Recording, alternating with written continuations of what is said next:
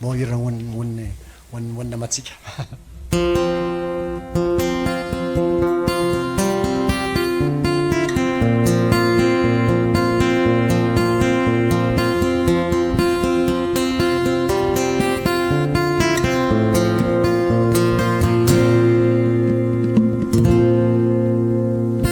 Misy olona razay azo itokisana,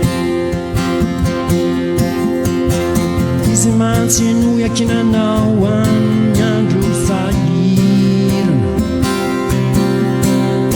izy no tena mahalalana, izy ihany no afaka manavotranao. Naiza no misy anazy anio, mba tiako lazaina mba raina tadidinio.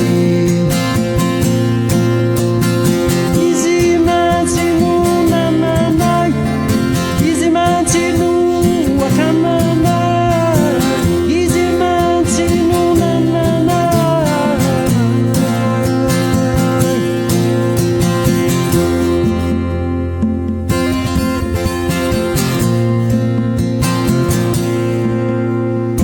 Izy no manay fa misy zavatra tsy mety,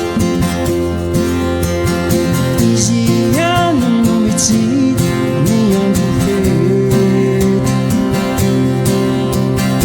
izy no mizara ny dobiky tsy ny resaka,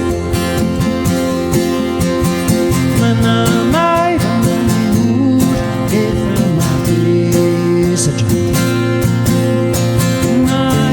Naiza no misy anazy anio, mba tiako lazaina mba raina tadidinio. Un ami pour nous dit oui, il s'engage, un ami pour nous-mêmes absent nous encourage. Aujourd'hui il reçoit, il donne et demain partage.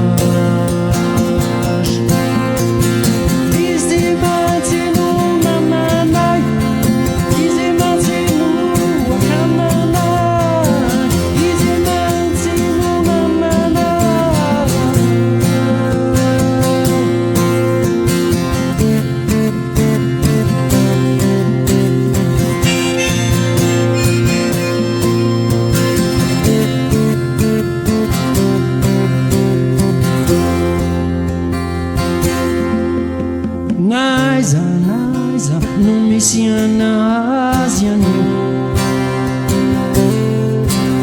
mba tiako lazaina